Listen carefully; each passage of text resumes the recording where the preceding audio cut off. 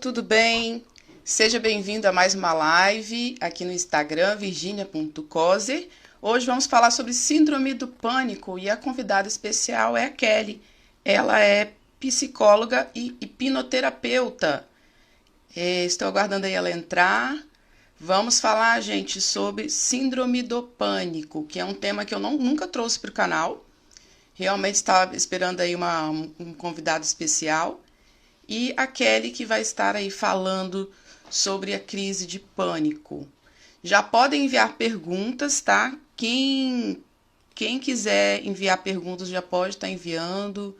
Vocês que têm dúvidas sobre síndrome do pânico, podem deixar aí nos comentários quais as dúvidas que vocês têm.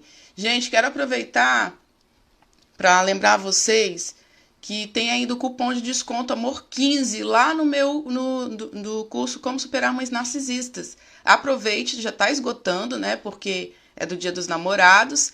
Então aproveite para receber 15% de desconto, tá? Vou deixar o link aqui na descrição do curso. E aí do lado do valor, tem lá, você tem um cupom de desconto, você coloca cupom Amor15 e recebe aí esses 15% de desconto. Tem a nossa aula Empodere-se, né? Quem não assistiu ainda, assista. Estou aguardando a Kelly entrar para que ela possa estar aí entrando e eu chamando-a para participar da nossa live. Deixa eu ver se ela entrou aqui. Não entrou ainda. Vamos aguardar. E, gente, também quero lembrar da aula Empodere-se, que é uma aula gratuita que eu desenvolvi para você que é sobrevivente, né? O link também fica lá na minha bio. Quem está assistindo aí no Instagram, o link fica na minha biografia. Lá tem o link da aula Empodere-se. É uma aula que eu desenvolvi para você que não sabe lidar com pessoas abusivas, né? Talvez você não consegue colocar um mínimo de distanciamento aí dessas pessoas, não sabe o que dizer, né? Quando essas pessoas estão sendo abusivas, é comum no trabalho, né, ter pessoas abusivas, em casa, né, e como conviver, como colocar essas pessoas para longe de você, sem que você seja afetado, né, essas pessoas têm que entender que você não é bobo, é nessa aula chamada Empodere-se. Tudo bem, Kelly? Seja Tudo bem-vinda. ótimo. Esqueci de pôr para variar, né, gente? Sempre esqueço.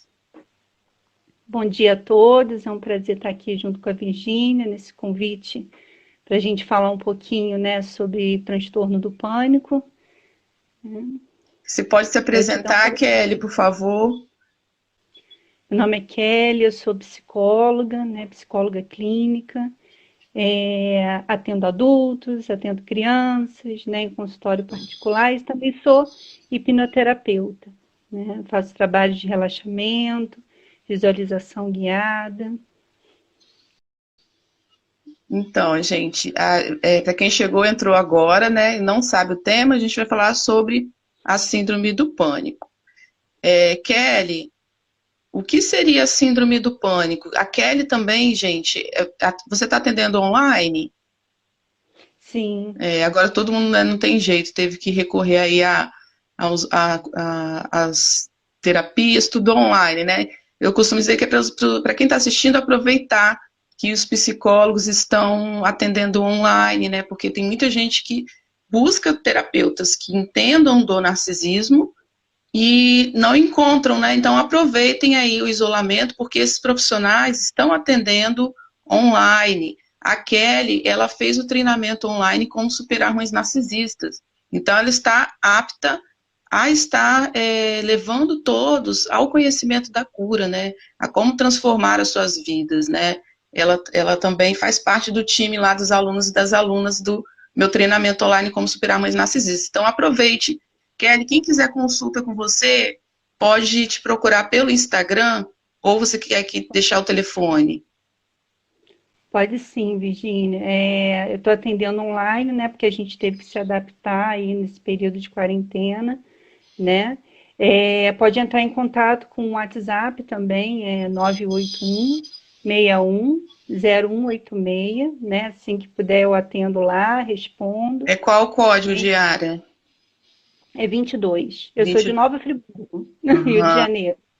Tá, então é 022, mas que é mesmo? É 981 Aham. 61 0186. Tá bom. Então vamos lá. O que seria a síndrome do pânico? Então, a síndrome do pânico, ela é um conjunto, né? São vários ataques de pânico, né, que a pessoa ela vai ter. E esses ataques de pânico, eles são uma crise aguda de ansiedade, que geralmente causa muito desconforto, né? A pessoa sente uma série de sintomas que dá uma sensação de que de repente a pessoa não consiga controlar aqueles sintomas, né? Então ela vem também com muita sensação de medo dentro dessa crise, né? E ela pode acontecer em qualquer lugar, né? Seja em casa, seja na rua, né? Ela não precisa ter um ambiente específico para acontecer, né? Então a pessoa ela vai começar a criar uma ansiedade, né? E essa ansiedade ela começa a ficar crescente até ela entrar no ápice, que é uma tensão maior. Entre o começo dessa ansiedade até o seu ápice, a pessoa pode levar de 5 a 10 minutos, né? Então, geralmente ela começa com pensamentos de preocupação, aquilo vai crescendo dentro dela, e quando ela vê, ela já está com sintoma que ela não consegue controlar, né? E ela chegou ao ápice da tensão, que é a crise de pânico. A Carol está perguntando se a crise de ansiedade é associada à síndrome do pânico. É diferente? A crise de ansiedade é uma coisa e a síndrome do pânico é outra? Sim, sim, a pessoa ela pode ter crises de ansiedade, né, devido a outros quadros ansiosos, por exemplo, transtorno da ansiedade generalizada, né? Então a pessoa tem muita preocupação recorrente e aquilo acaba gerando uma ansiedade maior. Mas para ser transtorno do pânico, tem umas identificações diferentes, né? Por exemplo, assim, a pessoa quando ela tem a primeira crise, ela começa a ficar muito preocupada se ela vai ter novamente outra crise. Hum, Então, essa preocupação faz com que ela desenvolva outra crise, e se isso acontecer no mínimo durante um mês, aí se passa o diagnóstico de transtorno de pânico. Agora, a crise de ansiedade, ela pode acontecer devido a alguns fatores que a pessoa vivencia, que ao entrar em contato com aqueles fatores, ela acaba desencadeando uma ansiedade maior dentro dela, né? então tem essas diferenças. Os sintomas são parecidos a da crise de ansiedade com de pânico? Quais seriam esses sintomas aí da síndrome do pânico? Então, os sintomas da síndrome do pânico são vários, né? A pessoa pode sentir tremor, né? Ela pode começar a ficar trêmula, falta de ar. Tem muita gente que tem essa coisa da asfixia, né? Essa coisa de dificuldade respiratória. Então, ela vai tentar puxar o ar e o ar não vai vir, né? É, Outros sintomas, sensação de paralisia, Hum, sensação de formigamento, né, nas mãos, as mãos começam a formigar, os pés começam a formigar, a boca, suor frio, né, a pessoa começa a suar frio, às vezes também pelas mãos, né, o que mais? São vários. Tontura, né? A pessoa começa a ter uma labirintite e tem gente que começa que até desmaia, né? ah, Então, assim, desmaio também, né? Às vezes é tão forte que a pessoa acaba tendo aquela vertigem e desmaiando também. Tem também a despersonificação, que a gente fala que a pessoa começa a se estranhar de si mesmo, né? Não se reconhecer. E desrealização, que ela não identifica o ambiente, né? Ela fica meio perdida ali no ambiente onde que ela está. Tem algumas pessoas, Virginia, que podem até chegar a gritar, né? A chorar, né? Em casos muito extremos, isso também pode acontecer, né? O que mais? Acho que os mais comuns são esses, E, né? no caso, a crise de ansiedade não terá esses sintomas para a gente diferenciar da ansiedade para a crise de pânico. Congelou para mim. Oi, oi. Pessoal, vocês estão vendo a Kelly? Para eu ver se não é minha internet. Voltou. Conseguiu ouvir? Não. É, no caso da crise de ansiedade, ela não vai ter esses mesmos sintomas. É diferente? Então, na crise de ansiedade, quais são os sintomas que a pessoa pode ter? Dor de cabeça. Tem gente que sente muita dor de estômago, né? A pessoa começa a ter um problema, né? Ela está dentro de uma situação ansiosa, ela começa a sentir dor de estômago. Ou ela vai ter que passar por uma situação ansiosa, né, de ansiedade, ela começa a sentir a dor de estômago. Ela também pode ter tontura, né? Ela também pode ter o suor frio, né? Nas mãos, nos pés, né? E dores musculares, por exemplo, a pessoa fica muito tensa, né? Com aquela dor aqui na nuca, né? Então, esses tipos de dores são dores associadas à ansiedade, né? Mas assim, não são, Uhum. elas não chegam ao ápice da síndrome do pânico, né? São dores que a pessoa começa a administrar, né? São incômodos que a pessoa começa a administrar, mas ela não tem aquela sensação de perda de controle que na crise do pânico a pessoa Uhum. tem, né? E pode até desmaiar, né? Eu não sei como, diante de tantos traumas, eu nunca tive crise de. Eu acho que eu nunca tive, né? Mas eu já passei por crise de ansiedade. Eu acho que a única vez que eu passei por crise de pânico, eu vou falar o que aconteceu para ver se as pessoas identificam. Eu estava fazendo um treinamento de liderança no interior do estado e tinham várias dinâmicas. Na época eu tinha 17 anos, né? E aí uma das dinâmicas eram 72 pessoas em um círculo e cada pessoa passava em frente a outra, né? Saía do seu lugar e dava a volta e proferia palavras que fossem magoar aquela pessoa, para coisa muito sem pé e sem cabeça. Leader Training é o nome, né? Assim, quem tem problemas tem regressão, então tem muita coisa que, ao meu ver, só vai gerar um buraco na pessoa, né? E as pessoas gritavam, não palavras ofensivas no sentido você é feio, nada disso. Ah, você é incompetente, você é incapaz. Imagina 72 pessoas para uma vítima de mãe narcisista ouvir tudo que ela ouviu a vida inteira, né? Ali eu acho que eu entrei em crise de pânico, porque eu comecei a chorar tanto que o meu rosto adormeceu e eu apaguei. E aí tem uma equipe médica e tal, eu acordei, a médica estava em cima de mim, estavam me reanimando. Eu acho que foi uma crise de pânico, foi a única vez que eu tive, mas eu sempre tive crise de ansiedade. E realmente na crise de ansiedade você não tem esse sentir o rosto dormente, dá diarreia, né, quando a gente está ansioso, dá dor de cabeça, dor de estômago, dá esses nozinhos na nuca, mas assim, que eu lembre, não, né. E aí, como que é feito esse diagnóstico da síndrome do pânico? Deixa eu ver se tem alguma pergunta aqui enquanto você responde.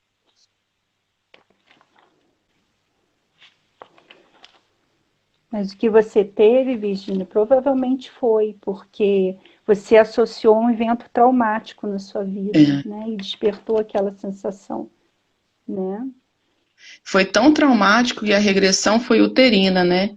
E aí eu fiquei 2 semanas depois que eu fiz com febre, só sem ia no médico, ninguém sabia.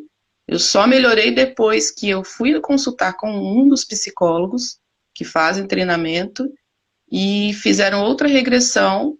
E aí eu fui aos 3 anos de idade e parei no evento traumático e tinha acionado o gatilho naquele dia, né? Naquele final de semana de treinamento. Só dali que minha febre foi embora, e febre alta.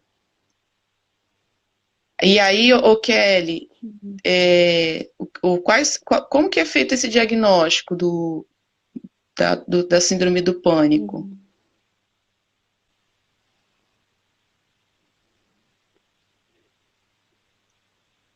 Tá me ouvindo, Kelly? Oi, oi. Acho que ela não tá me ouvindo. Então, assim, ele vai ser feito com base no relato, né, do paciente, que a gente não. Eu estou te ouvindo bem. Tá me Tá ouvindo? atrasando, tá atrasando. Tô te ouvindo normal.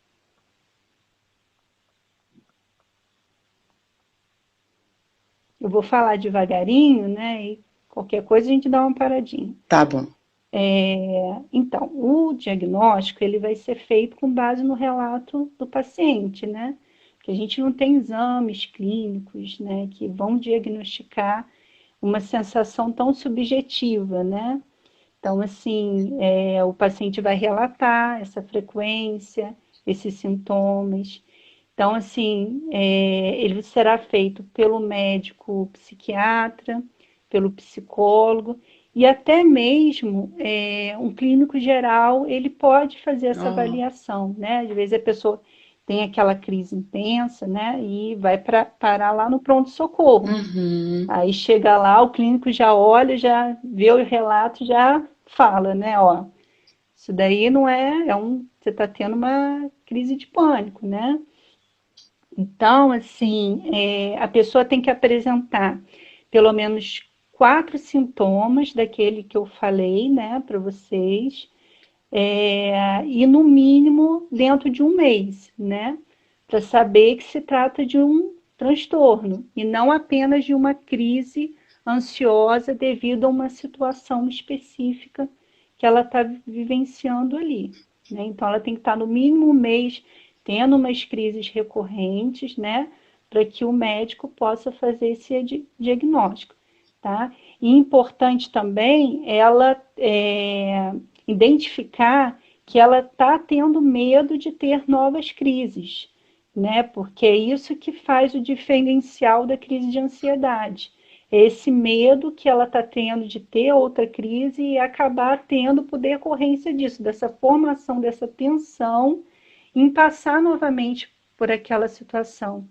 Porque, Virginia, assim, pode ser muito constrangedor para uma pessoa passar por uma crise de pânico, né? Dependendo se ela estiver na rua, né? Se não estiver em casa, a pessoa não sabe como é que ela vai reagir diante das pessoas. Então, é natural que ela crie esse receio de ter que passar por aquilo novamente, né? Quando essa pessoa chega no pronto-socorro, deve ter medicação, né? Dá pra colocar na veia da pessoa para ela se acalmar, né? Sim, É eles importante, passam então, os procurar o pronto-socorro. ansiolíticos, né? Ah, então, olha, gente, os Sim, ansiolíticos são para isso, então, né? Tem medicação, então, para a pessoa não entrar em crise. sim, eles vão passar uma medicação que vai diminuir, né, essa carga tensa, né? Geralmente a pessoa vai adormecer, né? Vai aliviar e depois ela vai precisar procurar ajuda, né, para que isso não apareça de novo. Aí o importante também para a gente saber se trata de uma síndrome do pânico é observar se a pessoa começa a ter comportamentos desadaptativos, ou seja, ela começa a evitar ir em alguns lugares, a evitar Hum, ter contatos sociais, né? Justamente pelo receio de passar por aquilo novamente. Então, quando a pessoa começa a mudar o estilo dela, de vida dela, e esse estilo de vida está prejudicando na sua qualidade, né, de vida, né, está prejudicando, é porque é sinal que ela está desenvolvendo um transtorno, né? e quando que a pessoa deve procurar ajuda médica, assim, no sentido de buscar terapia, por exemplo? Ou, sei lá, um psiquiatra? Em que momento que ela deve pensar, não, eu acho que eu preciso de ajuda? Sim, quando começa a ser recorrente as crises, né? Porque isso, e quando essas crises começam a interferir na vida dela, né? No trabalho, nas relações.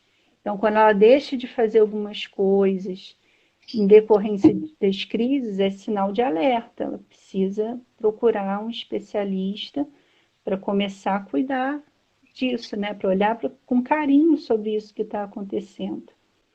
E no caso, quando que ela deve ir procurar um pronto-socorro? Normalmente acho que as pessoas Então, levam, né, essa pessoa.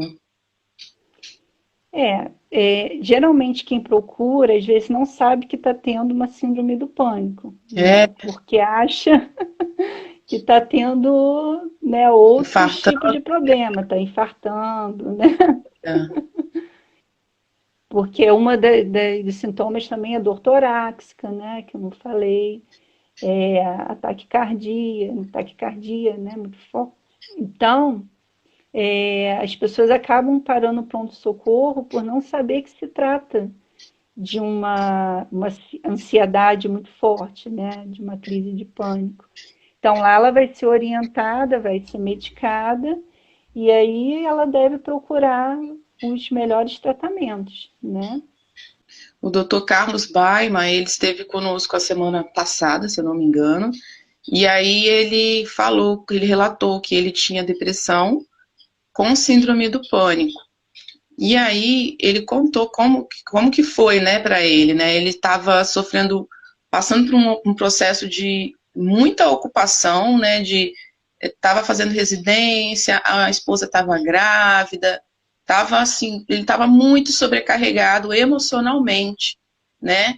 E aí ele passou depois de 20, acho que tinha, quantos anos que ele falou? 24, 29 anos.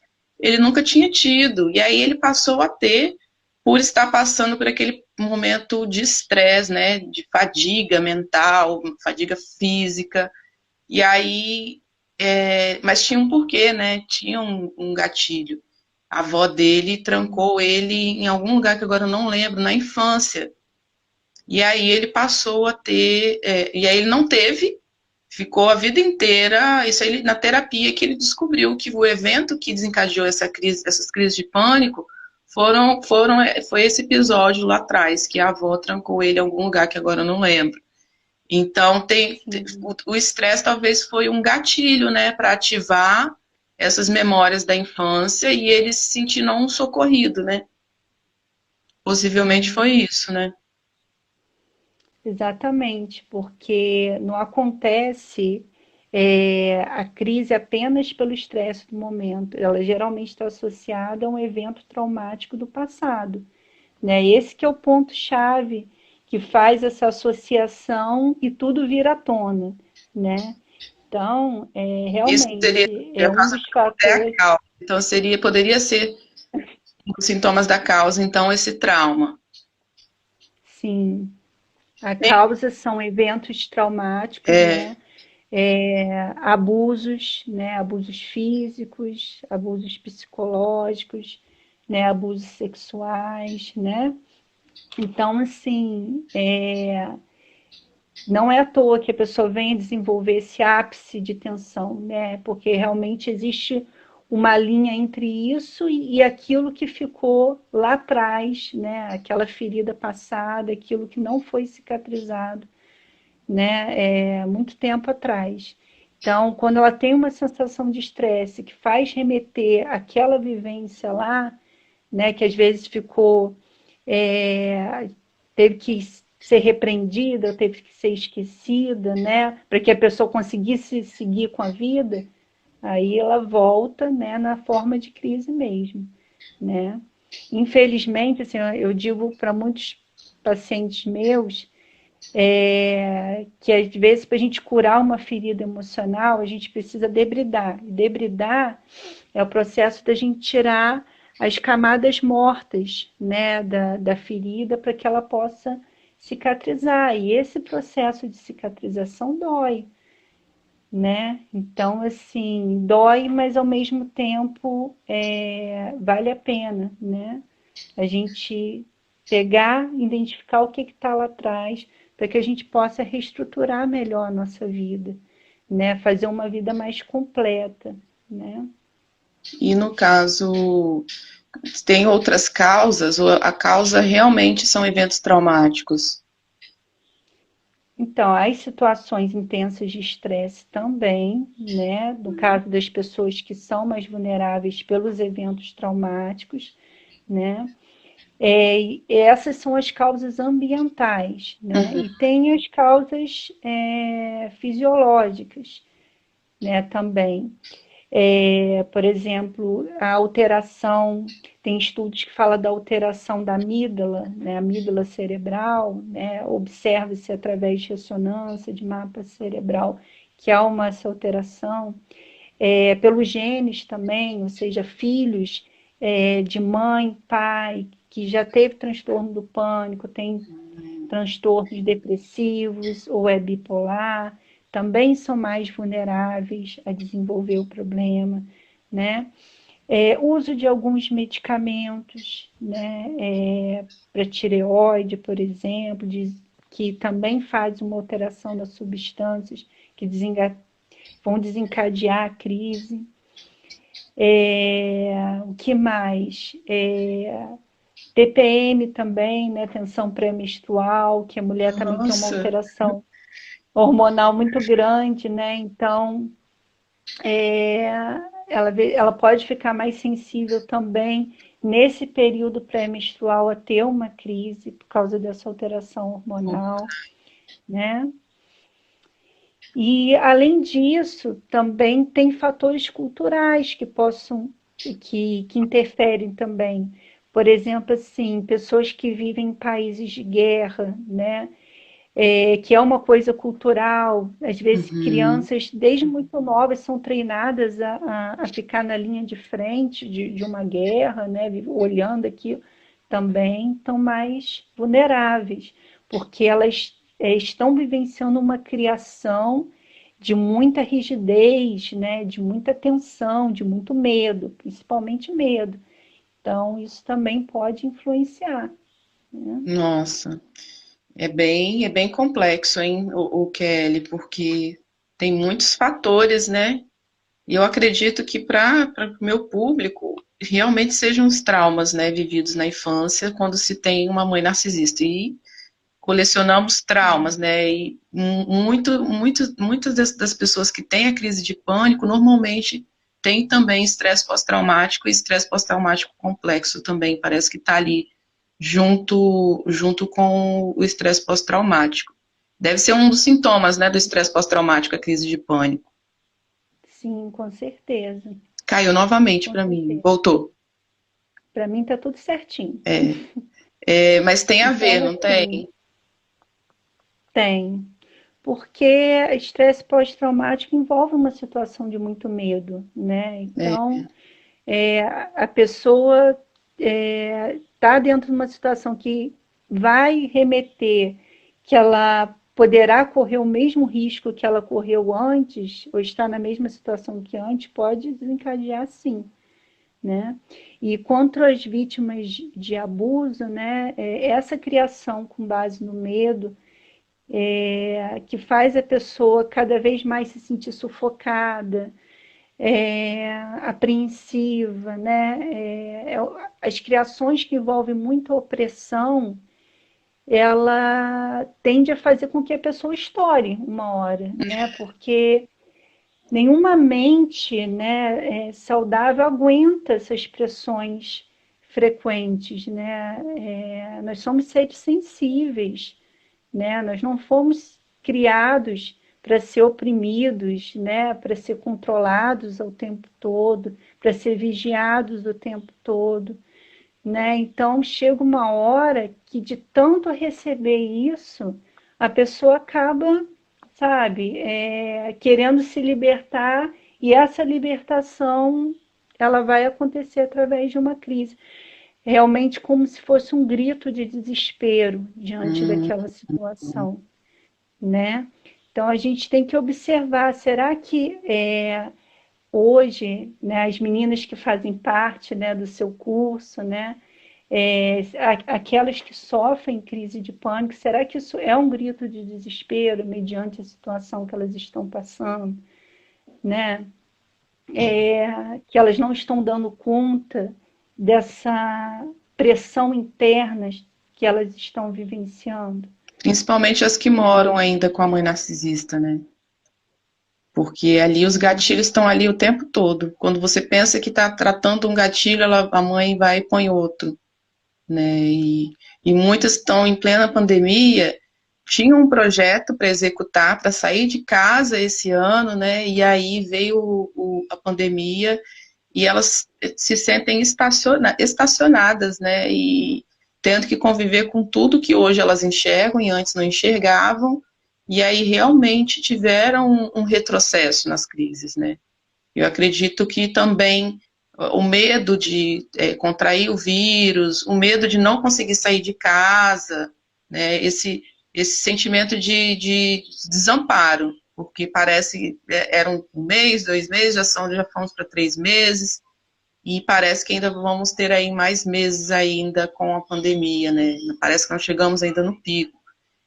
Em caso de elas estarem, né, vivenciando tudo isso, elas sentiram que estão entrando em crise de pânico. Tem algo que elas possam fazer em casa, que talvez ainda tenha que marcar médico, não seja um caso grave que precisa ir para o hospital, por exemplo, pronto-socorro. Tem algo que elas possam fazer, alguma respiração, alguma técnica aí dentro do seu conhecimento? Sim, tem sim, Virginia. A princípio, elas devem fazer aquilo que você recomenda que a maioria faça, que é colocar a pedra cinza, né? Que eu digo fazer uma blindagem emocional, né? Então, assim, filtrar mais aquilo que é dito, né? Porque quem convive com o abusador, né? A pessoa que faz as opressões, geralmente ouve muita coisa, né? Com frequência. Então, tentar começar a filtrar aquilo que é dito, né? Deixar a ofensa para aquele que ofende, né? A ofensa pertence ao ofensor e não àquele que é ofendido. Então, começar a tentar fazer isso. E, né, paralelo a isso, tentar estruturar o seu estilo de vida, né? Fazer as meditações, né, que é uma coisa que você também recomenda, que a meditação ela ajuda a trazer mais concentração para essa mente, porque a ansiedade faz com que a gente tenha aquela enxurrada de pensamentos, né? Geralmente quem é muito ansioso fica o tempo todo falando, eu tenho que fazer isso, eu tenho que fazer aquilo, eu preciso fazer isso, né? E no caso das moças que você falou que já estavam preparando para sair de casa, a ansiedade pode ser cruel no sentido de que fique obrigando elas a terem uma atitude num contexto de vida atual que não possibilita isso, né? Então, assim, quando você faz a meditação, você silencia essa voz que o tempo todo está te pedindo para você fazer algo, está te exigindo que você faça algo, né? Então, assim, essas meninas vivem a opressão externa, que é da mãe narcisista, mas também vivem uma opressão interna, que é a autocobrança de ficar e realizar as coisas imediatamente, né? Então, é bom fazer uma meditação, observar os seus vícios, né? Você tem algum tipo de vício, por exemplo, está ficando um tempo no celular, né? Está com vício em bebida alcoólica, né? Porque às vezes é uma válvula de escape, mas que não auxilia a pessoa a eliminar a crise, né? Não é uma forma de relaxamento saudável, que infelizmente muitas pessoas buscam formas de relaxar, mas são distorcidas, né? Por exemplo, ficar muito tempo vendo série, pode, né? Às vezes a pessoa acha que está relaxando, mas às vezes ela está em contato com tanta informação ali, né? Na tela do celular, né? Será que está relaxando mesmo? Por exemplo, também fazer uma atividade física. É importante, se tiver recomendação do médico, né, que a pessoa faça uma atividade física mais intensa, porque quando a gente faz uma atividade física, a gente geralmente tem aquela sensação de taquicardia no final e fica ofegante, né? Sim, Então, a pessoa aprendendo a se estabilizar depois de uma atividade física, né, aí diminuindo a sensação ofegante, a taquicardia, se ela tiver uma crise de ansiedade com os mesmos sintomas, ela já vai ficar um pouco treinada para, na hora da crise, ela diminuir, controlar essa respiração, respirar devagar, né, e diminuindo a taquicardia. É um treino, né? E também, assim, eu falei de questões de vícios também com relação à alimentação. Está sendo uma válvula de escape para muita gente né? comer bastante nesse período, né? O tédio faz isso com muita gente, né, Virginia? Então, Só observar se não está com. um pouquinho, uma informação muito importante que o Dr. Carlos Baima disse, e eu indico vocês assistirem a live dele, ele falou muito sobre alimentação. E aí ele falou que existem alimentos que estão lá nos industrializados, que eles fazem a pessoa acelerar um tanto que vocês não fazem ideia, vão direto no sistema nervoso central, né? Ele falou o nome agora dos alimentos, eu não vou lembrar. É o aginomoto, que o nome é comercial, mas tem outro nome. Tem outros também que ele falou. Vai direto no sistema nervoso cerebral, por isso que vicia, porque aumenta a dopamina, né? A dopamina aumentada, você fica acelerado. Depois não sabe porque tem tanta criança que é hiperativa, a alimentação errada. Então, a alimentação influencia muito, né? Essa live foi sobre saúde mental e alimentação e vitamina D, né? Então, influencia muito. Principalmente agora na questão de tudo tá meio que escasso, né? A feira, por exemplo, na minha cidade, ela só tá tendo na quarta-feira. Normalmente era no sábado. Então tá tudo meio que mais difícil de você ter acesso. Mas mesmo assim, sempre tem uma quitanda na rua, sempre tem um mercadinho e tem acesso à alimentação saudável, por mais que esteja difícil, né?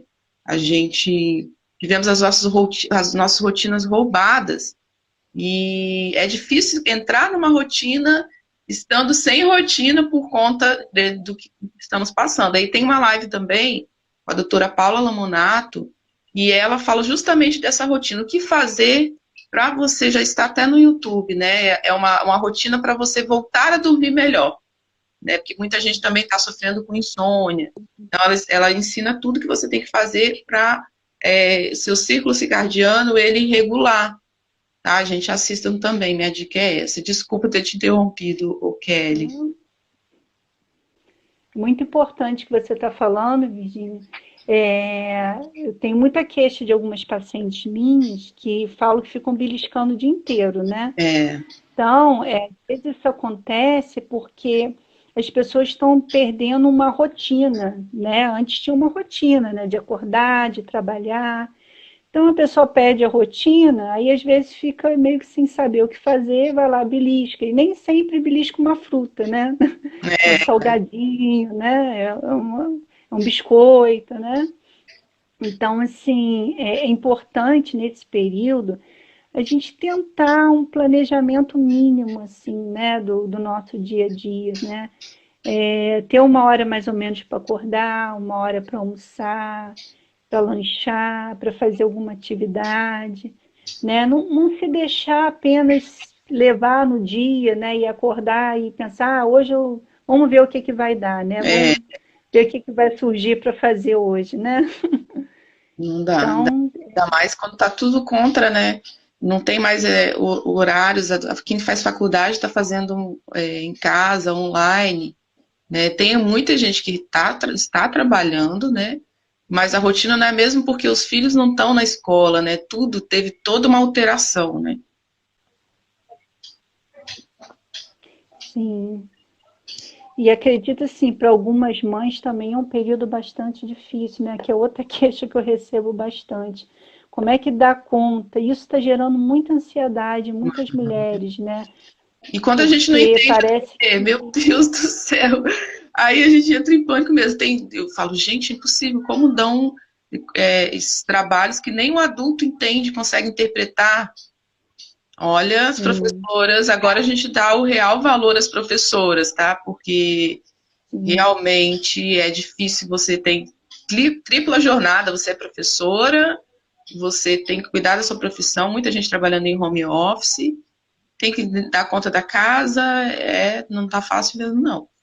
E acho que isso também, para quem já sim. tem uma predisposição aí à crise de pânico, né, não dar conta, né, eu acho que com certeza é um gatilho. Sim. E assim, por fim, evitar também entrar nessa onda de alta produtividade, né? Hum, Que o que está acontecendo, que muita gente está se exigindo a fazer várias coisas pelo fato de estar em casa. Por exemplo, fazer vários cursinhos online, ou fazer uma sequência de atividades físicas em casa. Então, assim, vamos levar em consideração que a gente está passando por um período tenso coletivo, né? Então, assim, se antes, numa rotina normal e sem esses riscos que nós estamos expostos hoje, às vezes a gente não conseguia, né?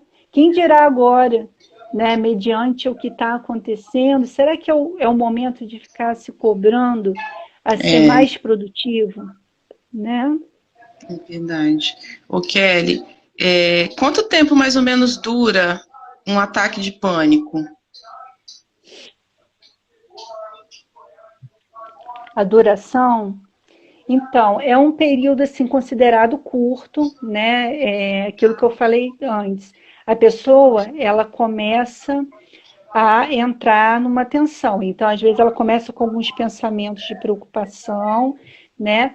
E para essa tensão chegar ao ápice, é geralmente de 5 a 10 minutos, que aí vai começar os sintomas mais fortes, que são aqueles que a pessoa acha que não tem controle, né? Que ela acha que é incontrolável. Então, assim, uma crise de pânico geralmente não dura mais de 1 hora, ela geralmente é Nossa, bem um período é muito tempo! tempo, né? Porque Nossa, assim, o desconforto é tão grande que não dá para a pessoa segurar naquela tensão toda por muito tempo, né? Então ela vai ter o ápice de tensão e depois, vamos dizer assim, o próprio organismo dela vai tentando entrar em estado de homeostase, vai buscando o equilíbrio para ela diminuir aquilo, né? Porque senão o organismo não suporta. Por exemplo, a falta de ar, né? Não tem como ela ficar muito tempo com aquela falta de ar, né? nossa, eu achava que eram poucos minutos, que era tipo 2, 3 minutos. Deve ser muito difícil, por isso que as pessoas ficam com tanto medo depois, né? Porque demora muito tempo. Alguém tá Sim. comentando aqui sobre o processo de dissociação. Eu sofri um evento traumático no início do ano e fiquei uns dias sem sair de casa. Quando eu saí com meu marido, acompanhada, mas em determinado momento eu falei, eu preciso ir embora. É como se você tivesse, eu não sei nem explicar, mas é como se você estivesse fora da caixinha, porque eu estava sentada numa praça, as pessoas passavam, mas era como se a impressão que você tem é que a sua alma foi embora do seu corpo, e seu corpo está sem alma, porque você não percebe ao certo. Você sabe onde você está, você tem consciência de onde você está, você tem consciência de quem você é, mas você fica congelado.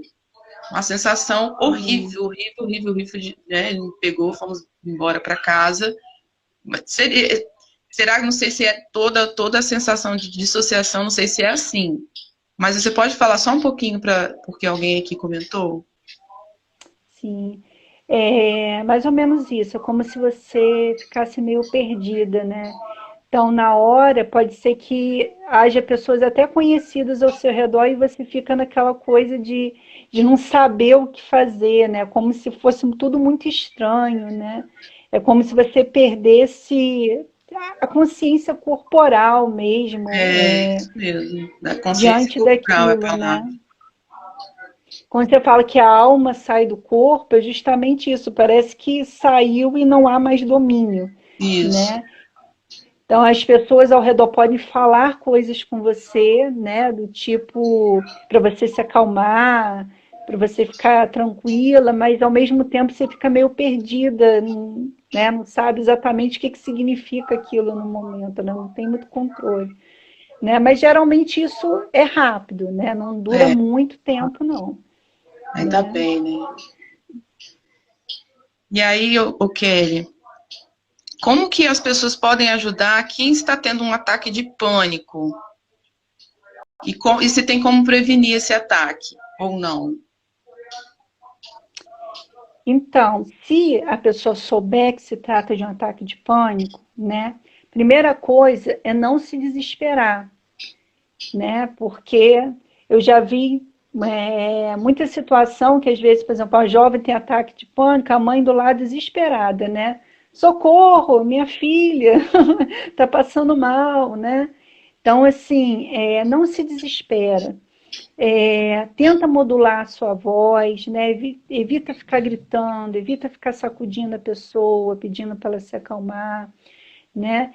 Então, assim, fala tranquilo. Se acontecer na rua, né? O que que acontece na rua? Geralmente aglomera um monte de gente ao redor, Ai, né? Quando alguém passa mal, e é terrível, né? Para quem está vivenciando aquilo, porque aí vem o constrangimento, né? Não bastasse o medo intenso, vem um constrangimento de estar sendo vista naquela situação. Então, pede às pessoas para se afastarem, né? Fica do lado da pessoa, olha nos olhos dela, né? Diz que vai ficar tudo bem, né? Porque diz que é uma nuvem, né? Uma nuvem de sintomas que vem e vão passar. Esse desconforto é uma nuvem, ela vai vir, ela vai passar, né? É temporário.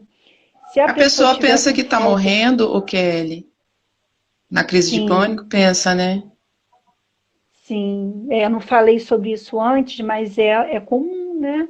Porque às vezes é tão intenso, e ainda mais quando é a primeira vez, né? Que a pessoa Ai, a fica, pessoa não nossa, eu vou sabe o que morrer, é. É porque né? ela tem Imagina, fobia, né? Então, a sensação da fobia é de morte. Você tem certeza que você está morrendo. Você tem certeza sim, absoluta. E para quem tem fobia, gente, uma dica: quem tem claustrofobia, que é uma das fobias que eu tenho, a meditação zazen, que é aquela de olhos abertos, frente a uma parede branca.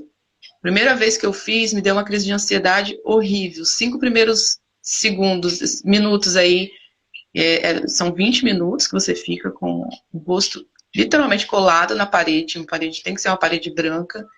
E aí eu achei que eu estava morrendo. Eu sabia onde eu estava no local onde tinha outras pessoas fazendo. A monja estava, quem, né, iniciou, e a sensação era que eu estava morrendo. Mas aí eu falei, opa, eu não estou morrendo, eu não estou morrendo. Vou aguardar, vou ver até que ponto eu aguento. Depois dos 5 minutos, meus batimentos foram diminuindo e eu vi que eu não morri, né? A maca, né? Eu também tinha fobia da maca, sim, de colocar o rosto no buraco da maca por conta da claustrofobia. Então, quando eu tive que encarar a maca, na formação do Ayurveda, né? Porque você tem que ser paciente, mas terapeuta também. Falei, hoje eu tenho que enfrentar a maca. Aí eu coloquei o rosto e fiquei 5 minutos também com uma crise de ansiedade, achando que eu ia morrer. Simplesmente por conta do furo. Eu achava que o furo não seria o suficiente para eu respirar. Pronto, sim. 5 minutos depois eu vi que eu não morri. Pronto, resolvido. Esse enfrentamento, ele é importante para quem tem crise de pânico ou não? Só se essa crise for desencadeada por algum evento específico, né? Então, o que você está falando, no caso, é a fobia, É, né? A fobia, ela tem uma situação, um objeto específico que desencadeia a ansiedade. Então, no tratamento da fobia, há uma apresentação gradual, né, tanto do objeto, ou uma referência do objeto da situação, para que a pessoa vá se adaptando àquela exposição até a fobia ser extinta, na né? crise de Então, pânico não assim, tem um motivo, então. exatamente. Na Ai, crise de pânico é o como prevenir, acúmulo de então? Não tem como tensões. prevenir, Kelly, então, né? Desculpa, não Não tem como escutei prevenir, bem. então, né, a crise de pânico. Então, a crise de pânico, a gente pode prevenir à medida que a gente começa a reestruturar o nosso estilo de vida.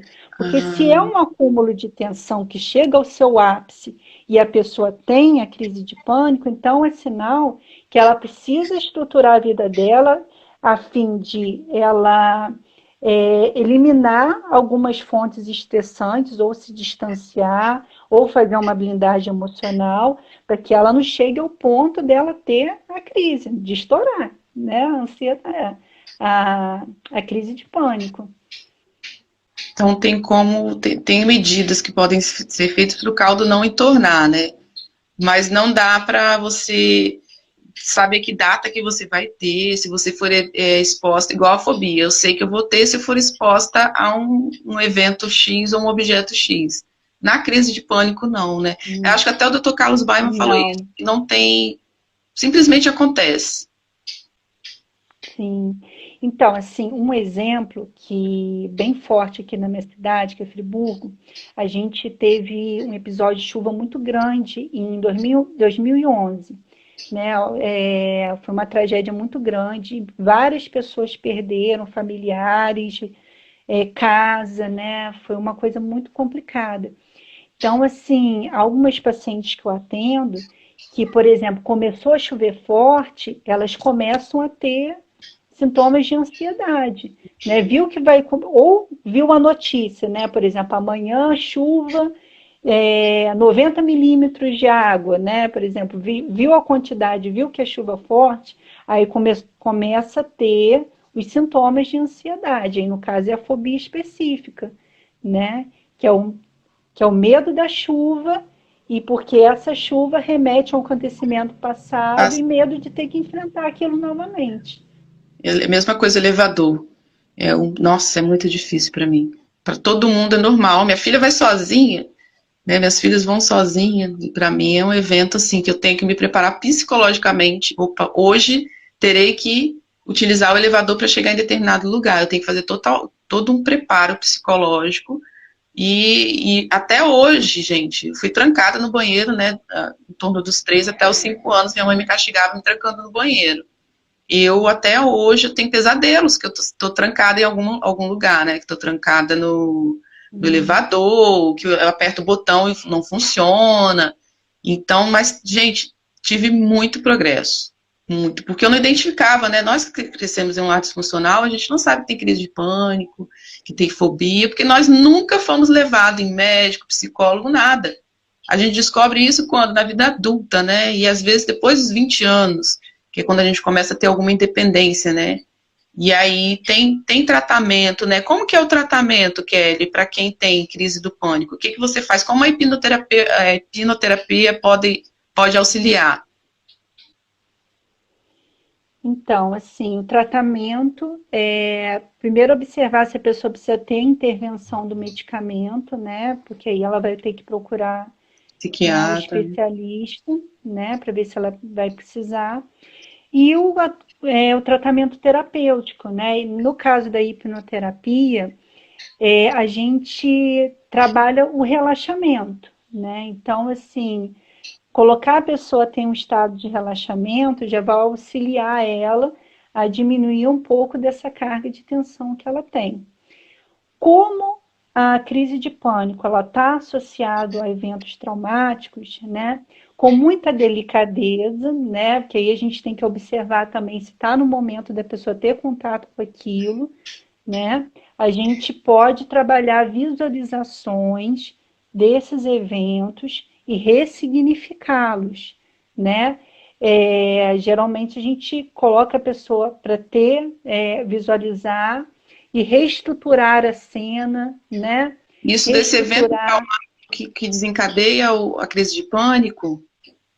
sim, mas isso, Virgínia, a gente tem que observar com muita delicadeza, porque a Sim. gente não pode pegar a pessoa e já colocar ela em exposição do Não, evento traumático, né? Porque senão, o que que acontece? Ela pode ter uma crise de pânico no momento do relaxamento. Começa sim. a vir os sintomas, né? Então, assim, existem alguns relaxamentos que eles são simbólicos. Por exemplo, assim, eu peço a pessoa para ver, dar uma imagem para essa crise de ansiedade, né? Boto ela para visualizar isso, né? Cria uma imagem. Qual a imagem é essa? Né? Qual a sensação que te dá quando você olha para essa imagem? O que que você gostaria de dizer para essa imagem, para essa síndrome do pânico? O que que você acha que essa síndrome do pânico está querendo dizer para você, né? Então é um universo muito simbólico, mas que a gente reestrutura as camadas mais profundas da psique, auxiliando ela a dar um novo significado para aquilo, né? Teve paciente que disse, por exemplo, que uma vez eu coloquei para ver essa imagem, essa sensação, disse que estava se sentindo numa bolha de gelo, como se ela estivesse toda congelada, Olha, né? E ela falou, não, frio, eu estou toda congelada, né? Então a gente vai trabalhando isso, né? Pedindo para quebrar esse bloqueio de gelo, né? Pedindo para ir falando mesmo o isso que é está dentro da sentindo. hipnoterapia ou é dentro da psicologia? Sim, dentro do trabalho de hipnoterapia, que é uma ferramenta que a gente pode usar na psicologia, né? É uma ferramenta de trabalho, não é o processo Aham, terapêutico como um todo, né? É sim. uma das ferramentas que eu utilizo para auxiliar as pessoas dentro da terapia.